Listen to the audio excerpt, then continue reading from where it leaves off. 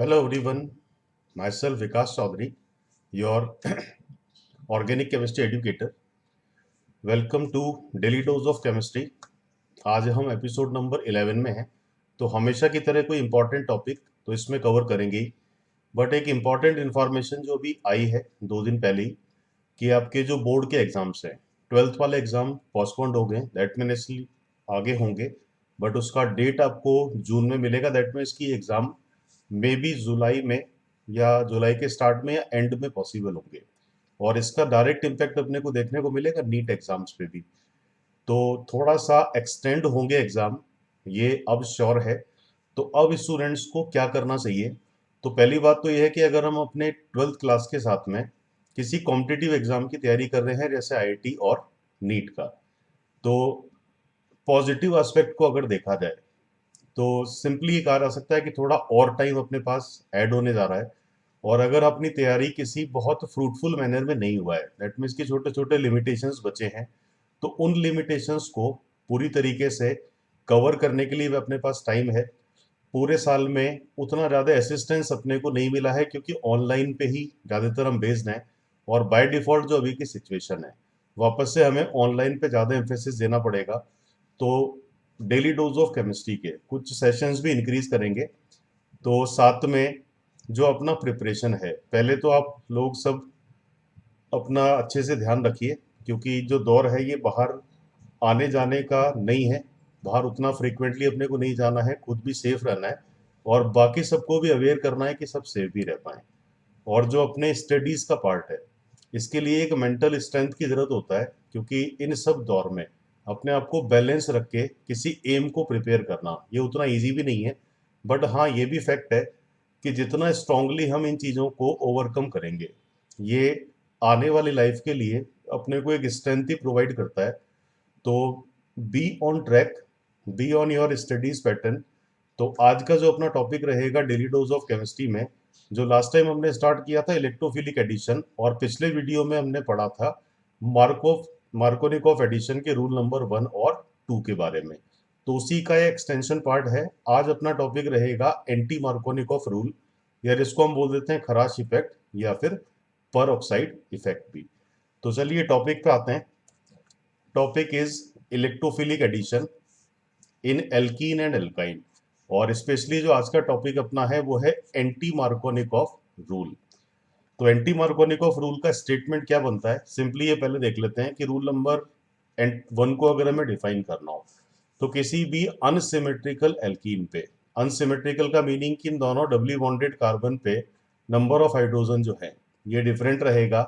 अगर मैं HBr का एडिशन कर रहा हूँ और साथ में प्रेजेंस मैंने लिया हुआ है R2O2, दैट मीन्स पर ऑक्साइड, तो मार्कोनिकॉफ एडिशन ये बोलता था कि हेलोजन उस कार्बन पे जाके कनेक्ट होगा जहां नंबर ऑफ हाइड्रोजन लेस हो गए। बट अगर एंटी मार्कोनिकॉफ रूल की हम बात करें, तो इस बार हेलोजन उस कार्बन पे जाके कनेक्ट होगा जहां पे नंबर ऑफ हाइड्रोजन ज्यादा हैं। तो मार्कोनिकॉफ रूल से मिला करते थे सेकेंडरी और टर्शरी ब्रोमाइड्स। बट अगर हम एंटी मार्कोनिकॉफ रूल की बात कर रहे हैं, तो ये एडिशन के लिए नॉर्मली ये किस तरह का एमाइड अपने को मिलेगा, प्राइमरी और 1 डिग्री। तो प्रोडक्ट का नेचर अपोजिट मिला है, तो इसका जो मैकेनिज्म है ये भी कहीं ना कहीं अपोजिट होना चाहिए, इंपॉर्टेंट भी है। तो देखते हैं कि ये जो प्रोडक्ट बना है इसके बनने का रीजन क्या है या रिएक्शन का मैकेनिज्म क्या है। तो इस बार अगर मैं सबसे पहले स्टेप की बात करूं, तो प्रेजेंस में आपने लिया हुआ है एक पेरोक्साइड। तो पेरोक्साइड में भी ऑर्गेनिक में भी इनऑर्गेनिक, पेरोक्साइड में ऑक्सीजन दोनों सिंगली बॉन्डेड कनेक्टेड होता है। दोनों पार्ट का अगर नेगेटिविटी इक्वल है, तो अगर इस बॉन्ड को मैं ब्रेक करूंगा तो नेगेटिविटी सेम है, तो यहाँ पे जो बॉन्ड ब्रेकिंग का मैनर रहेगा इट विल बी होमोलाइसिस। और होमोलाइसिस का मीनिंग है कि ये जो शेयर्ड इलेक्ट्रॉन्स हैं ये इक्वली डिवाइड होंगे दोनों ऑक्सीजन के पास। और जब भी होमोलाइसिस होता है, तो एज ए इंटरमीडिएट क्या चीज क्रिएट होता है, फ्री रेडिकल। तो इस पेरोक्साइड को ब्रेक करने के बाद 2 एल्कोक्सी रेडिकल अपने को मिलेंगे। तो यहीं पे अपने को एक चेंज फील होता है कि मार्कोनिकॉफ एडिशन में आपका आयोनिक मैकेनिज्म था जहां पे कार्बोकेटायन इंटरमीडिएट बना, बट एंटी मार्कोनिकॉफ एडिशन में यहाँ पे अटैकिंग जो रिएजेंट है अपना रिएक्शन आयोनिक की जगह किस मैनर में स्टार्ट हो रहा है, एक फ्री रेडिकल के। तो पहला पॉसिबल स्टेप अपने को प्रोवाइड करेगा 2 एल्कोक्सी फ्री रेडिकल। अब देखो कि आ जाते हैं अपन स्टेप नंबर सेकंड पे। तो कोई भी रेडिकल हो, एल्कोक्सी हो, एल्काइल हो, रेडिकल्स आर एक्सट्रीमली अनस्टेबल, और ये स्टेबल होने के लिए उस मॉलिक्यूल पे अटैक करेगा जिसको हमने इसके साथ लिया है, और साथ में हम किसको लेके चल रहे हैं, HBr को। तो जब एल्कोक्सी रेडिकल इस पर्टिकुलर बॉन्ड को ब्रेक करेगा, तो जब आयन किसी बॉन्ड को ब्रेक करते हैं तो आयन बनते हैं, और अगर रेडिकल किसी बॉन्ड को ब्रेकआउट करेगा तो रेडिकल बनना चाहिए। तो alkoxy radical when approaches HBr, और ये पर्टिकुलर बॉन्ड अगर ब्रेक हो रहा है तो एक तो क्रिएट हो जाएगा Br रेडिकल, और साथ में दूसरा जो ग्रुप बनेगा, कंपाउंड बनेगा या प्रोडक्ट बनेगा, इट विल बी ROH। तो सेकेंड स्टेप में एक Br रेडिकल क्रिएट हुआ। अगर मैं इसको मार्कोनिकॉफ से कंपेयर करूं तो पहले अटैक करता था Br माइनस चार्ज, अब अटैक करेगा Br रेडिकल। अब देखें कि स्टेप नंबर 2 में Br रेडिकल का अब मुझे स्टेप नंबर 3 में किस पे एडिशन करना है, एक अनसिमेट्रिकल एल्कीन पे। तो रेडिकल है तो कार्बन नंबर 1, कार्बन नंबर 2 दोनों ही एक जगह ऐड हो सकता है। तो अगर इसको मैं कार्बन नंबर 1 पे ऐड करा दूं तो सेकंड कार्बन पे एज ए इंटरमीडिएट एक रेडिकल बनेगा। अभी अगर नेचर देखा रहा है तो ये कितना डिग्री कार्बन पे नजर आता है, 2 डिग्री। और अगर ये सेकंड वाले कार्बन पे ऐड कर रहा है तो अगर मैं इसको सेकंड कार्बन पे ऐड करूंगा तो ये बेसिकली 1 डिग्री रेडिकल बनाएगा। रेडिकल 2 डिग्री है और एक जगह रेडिकल कितना डिग्री है, 1 डिग्री है। तो डेफिनेटली अगर एल्काइल रेडिकल है तो 2 डिग्री वाले केस को बाय हाइपर कॉन्जुगेशन और बाय प्लस आई पावर हम कह सकते हैं ये मोर स्टेबल हो गया। और अगर ये 2 डिग्री मोर स्टेबल है तो प्राइमरी और 1 डिग्री के साथ में क्या वर्ड आना चाहिए, it will be less stable. तो मोर स्टेबल से जो प्रोडक्ट बनता है, इसी प्रोडक्ट को रिएक्शन में हम कौन सा प्रोडक्ट बोलते हैं, मेजर। और लेस स्टेबल इंटरमीडिएट से अगर कोई रिजल्ट बनेगा तो it will be named as minor.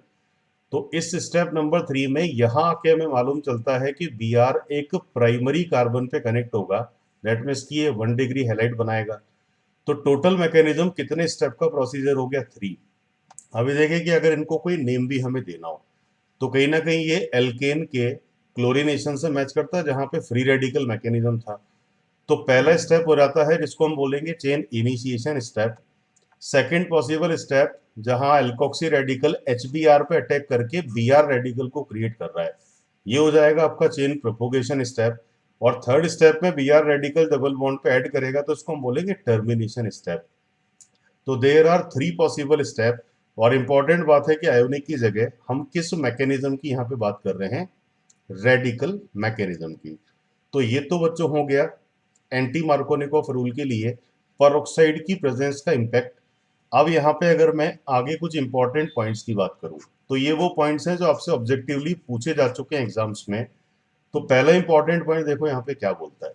First point बोल रहा है कि this rule is only applicable for HBr, not applicable for other halogen acid like HF, HCl and HI। तो ये HBr के लिए तो इफेक्टिव है, लेकिन बाकी के जो हेलोजन एसिड हैं, फ्लोराइड, क्लोराइड और आयोडाइड, इनके लिए इसका कोई इम्पैक्ट नहीं है। तो ये चीज हमें याद तो रखनी है कि only applicable for HBr। But बाकियों के केस में क्या दिक्कत आएगा उसका रीजन अगर हम कंपेयर करें। अब देखें कि मैंने एक हेलोजन एसिड ले लिया HF, एक ले लिया HCl। HCl के बाद में नंबर 3 पे आ जाएगा आपका HBr, और चौथे नंबर पे आप किसको लिखोगे, HI को। तो हम ये कह सकते हैं कि फ्लोरीन और क्लोरीन का नेगेटिविटी Br से ज्यादा होता है। और अगर नेगेटिविटी ज्यादा है तो इसका मतलब है कि इनमें आयोनिक जो नेचर है, आयोनिक परसेंटेज है, ये कहीं ना कहीं HF और HCl में आप कहोगे कि ये मोर है। तो अगर आयोनिक परसेंटेज ज्यादा है तो ये आयोनाइजेशन को प्रेफर करेंगे। तो नॉर्मली जो नेगेटिव एलिमेंट्स होते हैं ये कौन से चार्ज को क्रिएट करना पसंद करते हैं, नेगेटिव चार्ज। तो इनका जो प्रेफरेंस है आयोनिक होने की वजह से ये प्रेफर करेंगे कि ये F माइनस और Cl माइनस की फॉर्म में चलें, क्योंकि ये ज्यादा स्टेबल होंगे in form of negative charge. तो एक तो रीजन है कि ये दोनों आयोनिक ज्यादा हो गए और इस वजह से आयोनिक मैकेनिज्म को प्रेफर कर रहे हैं ना कि रेडिकल को। तो एक रीजन के बाद अब अगर हम आते हैं कि अगर ये दोनों बॉन्ड आयोनिक ज्यादा हैं तो इनका जो पोलरिटी है वो HBr से हायर हो गया। तो अगर आयोनिक कोई ज्यादा है, पोलरिटी ज्यादा है, डाइपोल मोमेंट भी अगर ज्यादा है, तो इसका डायरेक्ट इम्पैक्ट यहाँ पे कौन से फैक्टर पे देखने को आएगा, बॉन्ड एनर्जी। तो बॉन्ड एनर्जी की फॉर्म में अगर मैं कंपेयर करूं तो बॉन्ड एनर्जी HF और HCl का कंपैरेटिवली किससे हायर है, HBr से। अब देखो कि बॉन्ड एनर्जी ज़्यादा है तो ये जो बॉन्ड है इसको ब्रेक करने में कहीं ना कहीं प्रॉब्लम थोड़ा ज़्यादा आना चाहिए। तो इस बॉन्ड एनर्जी हायर होने का कौन से स्टेप के मैकेनिज्म पे फर्क पड़ेगा? Step number 2। स्टेप नंबर 2 में एल्कोक्सी रेडिकल ये ब्रेक करता है HBr वाले बॉन्ड को, और इस चेन प्रोपोगेशन स्टेप में अटैक करने के लिए आपको मिलता है Br रेडिकल।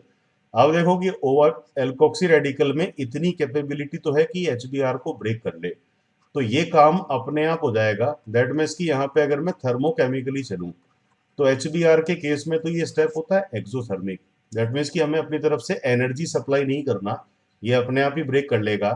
लेकिन अगर HF और HCl को मैं कंपेयर करूं तो they having high bond energy value, और अगर बॉन्ड एनर्जी ज़्यादा है तो इनको ब्रेक करने के लिए हमें अपनी तरफ से एनर्जी सप्लाई करना पड़ेगा। तो जैसे ही आप HF और HCl को लेके आते हो, ये जो डेल एच पहले नेगेटिव था अब ये डेल एच बन जाएगा पॉजिटिव। दैट मीन्स कि अब रिएक्शन थर्मोकेमिकली किस ट्रैक पे चला गया? एंडोथर्मिक। तो HF और HCl के केस में सेकंड जो स्टेप है ये एंडोथर्मिक हो जाएगा, और इस वजह से हम बोलते हैं कि HF और HCl पे ये वैलिड नहीं है। अब अगर मैं HI की बात करूं तो HI का तो बॉन्ड एनर्जी कहीं ना कहीं HBr से भी कम है, तो बॉन्ड एनर्जी वाले सेकंड स्टेप में तो ट्रबल नहीं आएगा। लेकिन अगर मैं थर्ड स्टेप की बात कर रहा हूं तो जब भी आप आई रेडिकल को क्रिएट करते हो तो आयोडीन का जो साइज है ये बाकी हेलोजन से ज़्यादा हो गया। साइज ज़्यादा है तो इसकी स्टेबिलिटी क्या है? कम है। तो HI आपका पहले से ही लेस स्टेबल है।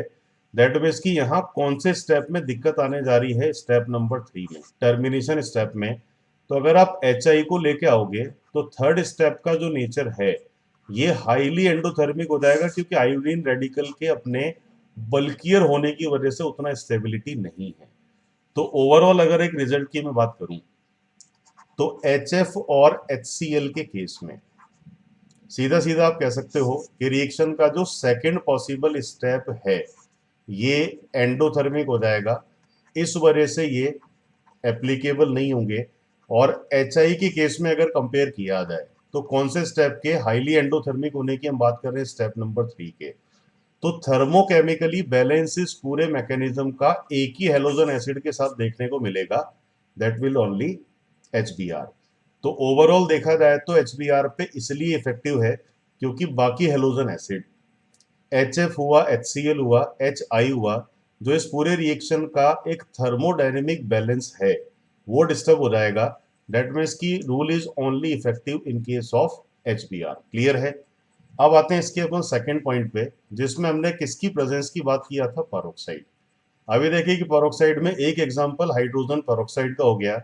इसको सिंपल वर्ड में बोला जाता है that will be inorganic peroxide, और इसकी जगह अगर मैंने एल्काइल ग्रुप लगा लिए तो ये हो जाता है आपका ऑर्गेनिक पेरोक्साइड।